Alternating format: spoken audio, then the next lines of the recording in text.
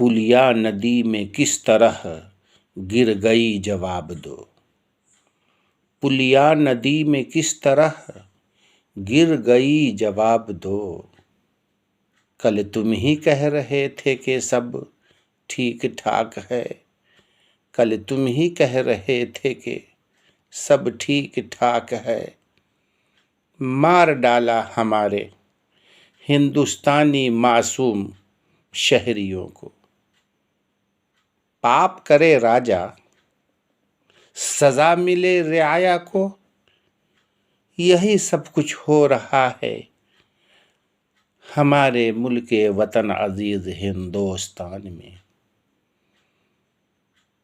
پاپی راجا کو پاپ کرنے پر ہم لوگ خاموش تماشائی بنے پچھلے 8 سال سے بیٹھے ہوئے ہیں، مل رہی ہے سزا مل رہی ہے ہم لوگوں کو کہ کس طرح دیکھتے ہی دیکھتے سینکڑوں ہمارے ہندوستانی شہری، جس میں بچوں کی تعداد زیادہ ہیں، عورتیں ہیں، موت کے منہ میں سما گئے۔ جی ہاں ساتھیو، کون سوال کرے گا، کون پوچھے گا؟ بادشاہ بھی وہی، ٹھیکیدار بھی وہی، قاتل بھی وہی، گواہ بھی وہی، جج بھی وہی، کون پوچھے گا؟ کس کی ہمت ہے راجا سے پوچھنے کی؟ جی ہاں ساتھیو، عالم یہ ہوا کہ دیکھتے ہی دیکھتے ہمارے ہندوستانی شہری موت کے منہ میں سما گئے۔ یہ تو اللہ کا بہت بڑا شکر و احسان ہوا کہ اس حادثہ کو ہندو مسلم اینگل سے نہ جوڑا گیا۔ سمجھ رہے ہیں نا آپ میری باتوں کو؟ اللہ کا بہت بڑا کرم ہوا، احسان ہوا کہ اس مروبی حادثہ کو ہندو مسلم اینگل سے نہ جوڑا گیا، ورنہ وہی حال ہوتا جو سن 2002 میں سابرمتی ایکسپریس کے ایک کوچ میں آگ لگ گئی تھی یا آگ لگائی گئی تھی، 50 کار سیوک جل گئے تھے۔ اس جلے ہوئے لاشوں کو غم یاترا، سوگ یاترا، وشوا ہندو پریشد، بجرنگ دل، بھارتیہ جنتا پارٹی، سنگھ پریوار اور شیو سینا کے لوگوں نے غم یاترا، سوگ یاترا نکال کر سن 2002 میں گجرات کے پرامن ماحول کو زہر آلودہ کر دیا تھا۔ جی ہاں ساتھیو، اور ببانگے دہل ان بجرنگ دلیوں دلال نے اعلان کیا تھا کہ کسی مسلمان نے ہی کوچ میں آگ لگا دی۔ دیکھتے دیکھتے گجرات میں آگ لگ گئی، ہزاروں معصوم شہری مارے گئے، سرکار خاموش تماشائی بنی بیٹھی رہی۔ اس وقت جو آج کے پردھان منتری ہیں، اس وقت گجرات کے وہ مکھ منتری تھے۔ جی ہاں ساتھیو، اس لیے کہتے ہیں کہ راجا اگر انصاف پرور ہے تو خدا بھی ساتھ دیتا ہے، اگر راجا میں انصاف کی کوتاہی ہے، انصاف کرنے میں جانبدارانہ رویہ اختیار کرتا ہے، تو اوپر والے کے لاٹھی میں آواز نہیں ہے کہ جب راجا प्रजा के साथ बराबर इंसाफ न करता हो तो ऊपर वाले इंसाफ करने पर मजबूर हो जाते हैं। जी हाँ साथियों, आपने सही सुना। इस वक्त जो मेरोबी में हादसा हुआ, जो लोग दुनिया से चले गए, मौत के मुंह में समा गए, उनके अहले खाना वाले किस तरह दिन रात गुजारते होंगे। जिनके बच्चे चले गए, माँ रह गई, वो माँ की कोख आज रो रही है। इसके जिम्मेदार कौन है? खताकार कौन है? जी हाँ साथियों, एक एक खानदान के दर्जनों लोग मौत के मुंह में समा गए। ये गलती किसकी थी? किसने गलती की? किसने खता किया? किसने पाप किया जिसकी पाप की सज़ा सैकड़ों हिंदुस्तानी शहरी को मिली? सवाल करना है आपको, पूछना है सरकारों से। जी हाँ साथियों, इसलिए मैं हमेशा कहता हूँ, काश 2002 के गुजरात दंगा, जो कि एक तरफा था, जब मुस्लिम भाइयों की जानो माल लूटी जा रही थी, उनके घर जलाए जा रहे थे, उनके बच्चों के सर काट कर तलवार में लगाकर नचाए जा रहे थे, जहां बिल्किस बानो की उम्र 21 साल थी, हमल से थी, 5 माह का बच्चा पेट में पल रहा था, दर्जनों बलात्कारी ने इज्तिमाई जना की, बलात्कार किया, और बिल्किस बानो के 5 साला बच्ची को उसी के सामने पटक पटक करके मार दिया।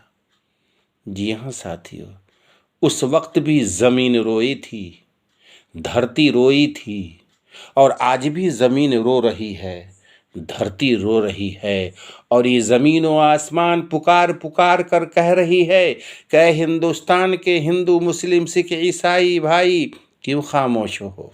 मैं तुम्हारी माँ हूँ, तुम्हें आवाज़ देती हूँ। मांगो इंसाफ इन जालिम राजाओं से, इन जालिम हुक्मरानों से। आप मांगेंगे हिसाब, खुलेगी आपकी जुबान। इसलिए मैं हमेशा कहता हूँ कि मेरे अजीज साथियों, बिरादराने वतन, खामोश नहीं रहना।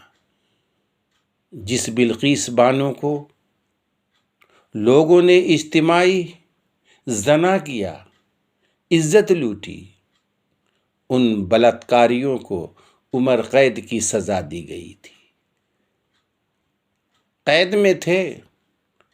भारतीय जनता पार्टी की गुजरात सरकार ने अच्छे संस्कारी बोलकर जेल से रिहा करवा लेती है। जी हाँ साथियों, धरती रो रही है, और अमित शाह जो कि गृह मंत्री हैं, उन्हीं के मंत्रालय से चिट्ठी लिखी जाती है कि इन बलात्कारियों को, कातिलों को जेल से अज कबल आज़ाद कर दिया जाए। वाह वाह रे हमारे गृह मंत्री, आप ही के राज्य गुजरात में गैर सरकारी रिपोर्ट के मुताबिक 200 से ज़्यादा लोग गैर ज़रूरी मासूम मार दिए गए, कत्ल कर दिए गए।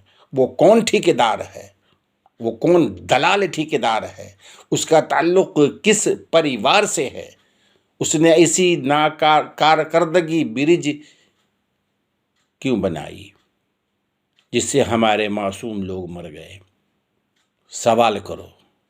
ये धरती माँ कांप रही है। رو رہی ہے یہ دھرتی ہے سب کی ماں ہے۔ یہ دھرتی یہ بھی کہہ رہی ہے کہ جب بلقیس بانو کے بلاتکاری اور قاتل کو جیل سے آزاد کر دیا گیا تو بلقیس میرے ہی پشت سے نکلی تھی۔ بلقیس، یہ دھرتی انصاف کر رہی ہے میرے ساتھیوں برادران وطن۔ جب ظالم و جابر حکمران شکل دیکھ کر انصاف کرتے نظر آئیں گے تو یہ زمین آسمان برابر انصاف کریں گے۔ کرنی کرے تو کیوں کرے، کر کے کیوں پچھتائے، بوئے پیڑ ببول کا تو پھل کہاں سے پائے۔ میں آخر میں ہندوستان کے تمام ہندو، مسلم، سکھ، عیسائی ناگرکوں سے اپیل کرنا چاہتا ہوں، یہ جو بھی کچھ ہو رہا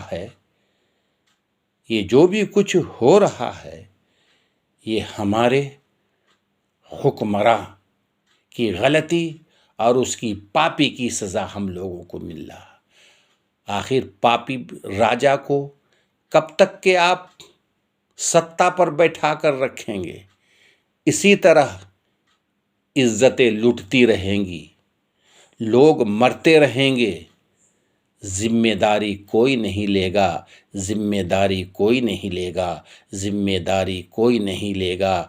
اے ہندوستانیوں، ایک ذمہ دار ناگرک بنو، ایک ذمہ دار شہری بنو۔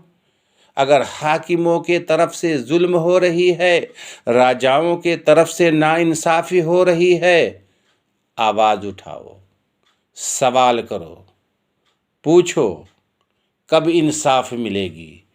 اگر انصاف دینے میں بادشاہ، راجا، حاکم کتراتے نظر آ رہے ہیں تو آپ کے پاس بھی ہتھیار ہے، آپ کے پاس بھی سموِدھان ہے۔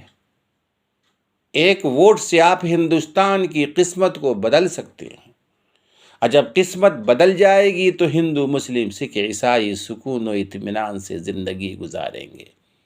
یہ چند ضروری باتیں تھی، دل میں کھٹک رہی تھی، نیند نہیں آ رہی، رات کے 1:30 بج چکے ہیں، خاموشی کا عالم ہے، تاریکی ہے، اندھیرا ہی اندھیرا ہے۔ دل نے کہا اٹھو، ایک ویڈیو بناؤ اور لوگوں سے کہو کہ انصاف مانگو، انصاف مانگو، سرکار سے سوال کرو، سرکار سے سوال کرو۔ ساتھیو، قاتل بھی وہی ہے، گنہگار بھی وہی ہے، گواہ بھی وہی ہے، جج بھی وہی ہے۔ آخر ہم کریں تو کیا کریں؟ آج ہمارے ساتھ ہو رہی ہے، آپ چپ رہیں گے، کل آپ کے ساتھ ہوگی، ہم چپ رہیں گے۔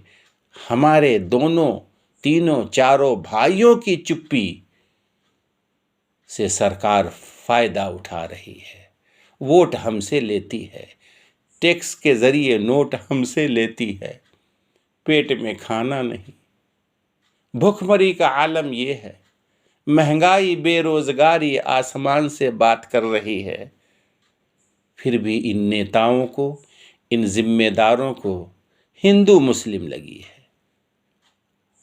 ہر معاملے میں ہندو مسلم، ہر معاملے میں ہندو مسلم، روٹی مانگو تو ہندو مسلم، روزی مانگو تو ہندو مسلم، مزدوری مانگو تو ہندو مسلم۔ ہم روٹی مانگتے ہیں، نوکری مانگتے ہیں، اور وہ ہمیں ہندو مسلم میں الجھا کر رکھ دیتے ہیں۔ الجھنا نہیں ہے، ہم کب تک الجھتے رہیں گے؟ ارے ہماری اور آپ کی چھوٹی چھوٹی نسلیں ہیں، ان نسلوں کو تو یاد کرو، ان کے بھوشیہ اور ان کی لائف، ان کی فیوچر کے لیے تو سرکار سے سوال کرو۔ تو یہ چند ضروری باتیں تھیں۔ میں ہندوستان کے 140 کروڑ شہریوں سے ادباً گزارش کرتا ہوں کہ جس دن آپ سوال کرنے والے بن جائیں گے تو یقین جانیے کہ ملک وطن عزیز ہندوستان میں خوشحالی آ جائے گی۔ آداب عرض ہے، پھر ملاقات ہوگی۔